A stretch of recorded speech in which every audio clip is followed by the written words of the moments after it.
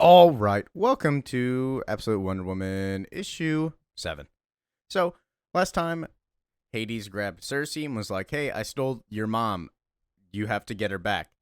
And now that's where we're at. Please comment, like, and subscribe. So let's just hop in. Before the Wild Isle, hell. She starts chasing a dog and she meets Persephone. If you don't know who that is the goddess of spring, vegetation. She is the queen of the underworld, so she is married to Hades. The legend goes is that she was sent down as a deal. In exchange, she ate some pomegranate so that she can go to the earth for a while and doesn't have to stay in hell. The pomegranate like bounds her to hell or something like that. Something, I don't know. I'm not a Greek man. But now she's meeting Diana. Hello, Diana. Welcome to my tree. You are small now, just like this tree. I walk the underworld every day and I must be here. In part because wherever I walk, life follows me. But in the underworld, it dies almost instantly. But sometimes something very special is able to break through. Show me the rest of your home, Diana. Perhaps we can encourage to grow some more. And Diana says, you know what, Mom, I like that. Let's go. Have you ever heard the story of how I came to be the queen of the underworld? It involves kidnapping and some very diabolical pomegranate seeds. So Persephone seems to be an ally, and we cut to the arena where we see Persephone and Hades together. We need to quit the fight. Diana's fighting a giant lion snake hybrid goat. It's called a chimera. Hades goes on, "Thank you, wife. I was considering banning magic in the arena. It might make this fight more interesting." What do you think? As we all know, Hades does actually love his wife. Hades is actually a good dude in Greek mythology. Like, he just exists, if that makes sense. He just wants to be left alone. I'm sure he's not the same way in here, but I'm sure he does love his wife the same. But I think, dear husband, when she beats your chimera with one arm, it'll be hard for you to recover from that shame. As you know, her arm is made from magic, so if you ban magic, get rid of that arm, and then it's just more humiliating for you. Lady and the Tiger Part 2. Now we get to what the main focus of this story is, with Cersei talking to Hecate and learning a story. Hecate, please answer me. I've made all the offerings, said all the prayers, and you are silent. But this is for Diana, and I must demand an audience with you. Speak fast, Cersei. I only have seconds. With great haste, go! Of course, I don't know how to get Diana out of here, but when the time comes, how will we do this? You said she has to get out of here, so what are we going to do? Well, there will be 2 escapes. There's a temporary one, which we've already seen upon reading this, and the second is more permanent. Ears are everywhere. Be quiet. But indeed, a path has been laid, and I assume that means Hecate and Persephone and all these other gods and goddesses are coming together against Zeus and, like, I want to say the big trio, but I have no idea who is mostly in charge. So far, it seems to be Zeus is the main antagonist, and then, like, Hades is helping out, or random gods are helping out. Like, we haven't seen Poseidon yet. There's a revolution within Olympus, I'm seeing. Long ago, when I first saw that Hera was right and that Zeus would eventually come for the Amazons, I impressed Hades with a simple but diabolical story. Long after, a new game emerged in his arena. The way has been prepared. So this arena trap that Diana is currently in is a ploy made by Hecate through years of manipulating. I like that aspect. That's a really cool aspect. Hecate is a genius. And as the chimera breathes fire, my queen, you misjudged your princess. I don't know. Diana's pretty strong. What are you, Cersei? Do you want to place a wager? Oh, you can't even talk, as she's gagged up, chained to the back. And now we get the answer to this path called The Lady and the Tiger, which is also the name of this chapter. It's not a new story. It's quite old, but I just found it. Once upon a time, there was a long, beautiful princess. She fell in love with a handsome young man who was not a prince. When her father, the king, realized this, he sent the princess's young suitor to the arena. The king said it was a place that allowed the gods alone to decide someone's fate, but everyone else knew that was less true than he claimed. In the arena, the young suitor would face 2 doors. Behind one door was a beautiful young woman to be his wife, the promise of a long and happy life. Behind the other was a tiger and certain death. But the princess, still very much in love, had told her suitor she would discover which door held freedom and would signal this to him so that he might live. But then, the princess learned that the beautiful young woman behind the door was someone she was deeply jealous of, a woman who the suitor once loved and who the princess had long hated. And a choice that had been painful but relatively easy on the face of it suddenly felt like the worst kind of punishment the young princess could imagine. Sending her off to be happy with someone else while she remained trapped and alone, she could imagine no fate more painful. And in the morning, when her suitor stood before the princess ticked her head almost imperceptibly in one direction to indicate which door the suitor would choose. And so he did. The end. And Diana gets frustrated. That's the end? But we don't know what happened. What happened to it? I don't understand. What? Did he live? Well, Diana, we don't know. We can read it again when you're older. Well, I don't want to read it again. It's horrible. We'll see. And back to the arena, we see that this is actually the groundstones for what is happening now. Diana, in this scenario, is the suitor, and her mom, Cersei, is the princess. And I will get into what I think the story goes about, like what the main focus of the story is, how I interpret it. There's other interpretations. It's not like set in stone what it actually means. But Persephone goes on, tell me again, what is the point of fighting? Well, I like to see a good fight. And sometimes someone loses a limb, blah, blah, blah. It's pretty exciting. Do you think it takes away from the main event? No, this is like an appetizer. This is like when you go to Texas Roadhouse and you get the rolls and you get the blooming onion and then you get the steak after. Oh, very good. I didn't know you went to Texas Roadhouse, Hades. Texas Roadhouse, please sponsor me. But back to Cersei and Diana. She's still telling the story. The princess ticked her head almost imperceptibly in one direction.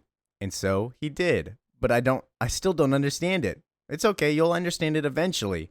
But, Mom, if the point is that the gods decide your fate, it doesn't make sense because it's not the gods, it's the princess who decides it. Well, then maybe you're not understanding what it means. That's not what it's about. But I don't like the princess. She's selfish. She doesn't love the suitor. She loves herself only. But maybe you're right, and maybe you're wrong. We don't understand. We don't know enough. She should be better. Who, the princess? That assumes that she chooses to let him die. But she should be better regardless of her choice, even considering his death is beneath her. I understand that you're caught up on the worthiness, but do you think that's the point of the story? No. And back to the arena, Diana beating up the Chimera. I'm sorry, sister. Like many of us, your life was not your own. I take no pleasure in your pain, but if you will not yield, you leave me no choice. Yield and fight another day. The Chimera does not yield. And Diana understands what the parable is saying. By Hecate, I'm not the princess. She understands that it's not her making the choice, so she can't really just be in the shoes of the princess. Like, the princess is choosing what to do based off her own volition. Whether or not she chooses out of jealousy or she saves the suitor, Diana can never know because she's not the princess. That's how I interpret it. The actual story itself, I interpret it as you have a good choice and a bad choice. It's up to somebody that you don't really, like, you know, but their intentions are pure or impure. You can't understand it. You don't know. It's really just a gamble. The solution leads to different places. There's no way you can know which one is which. You just have to trust them. It's more of like a trusting situation of, I trust this person not to be a terrible individual, whether or not they are at the end. That's how I'll know. And so Diana has the Chimera trapped in a headlock. She's beaten. Do not make me kill her, Hades. I'm sorry, only one of you can leave. If you force me to kill her, you do it's nothing for the sport, and you are not a god that I thought you are. It will draw a line between us. How can you determine what I am? I am a god. I am the lord of the underworld. Well, fine. And then she kills the Chimera by breaking its neck. Rest in peace. Forgive me, sister. Goddess Themis, if justice truly rules your mind and heart, lend me the strength and power. Join with great and terrible Hecate to see true justice meted out even in this hopeless place. And then she stands up to Hades. You are no god, no lord. You are a warden of this prison, nothing more. You are an errand boy, chained to this forsaken place by Zeus. And Diana grows in power.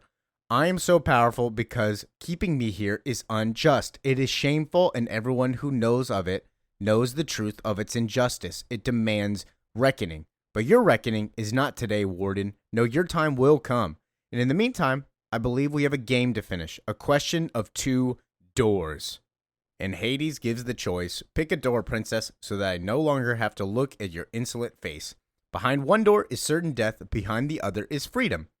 But before you choose, your mother should know that you will not be able to return once you find your door to freedom. You will lose your daughter forever, Cersei. The Wild Isle will be the barren stone it once was when you arrived for all eternity. So make your choice, princess. The hour grows late, and I grow weary of your company. So here it is.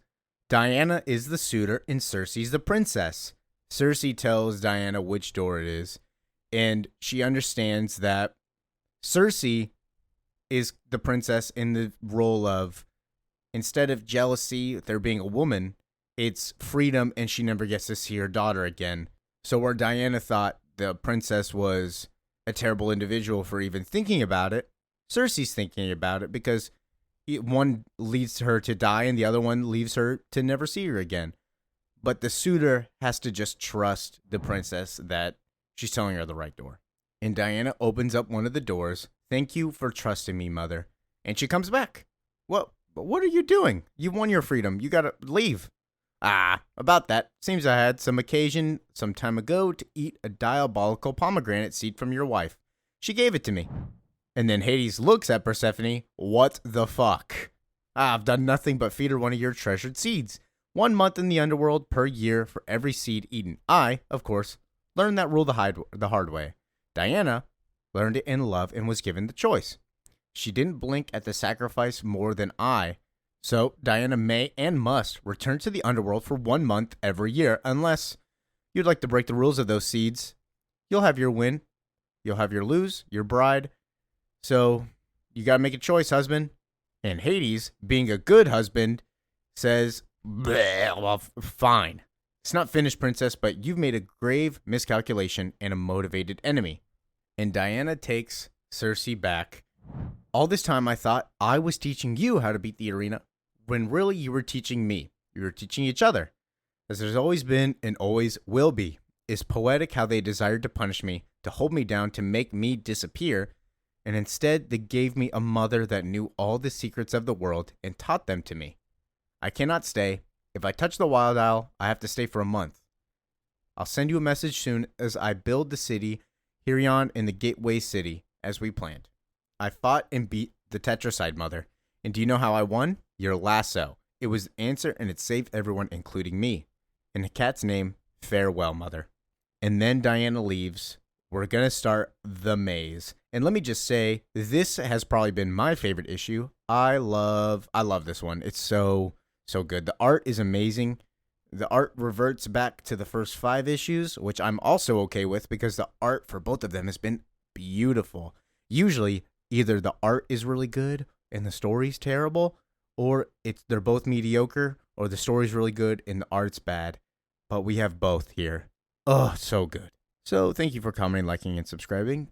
Peace out.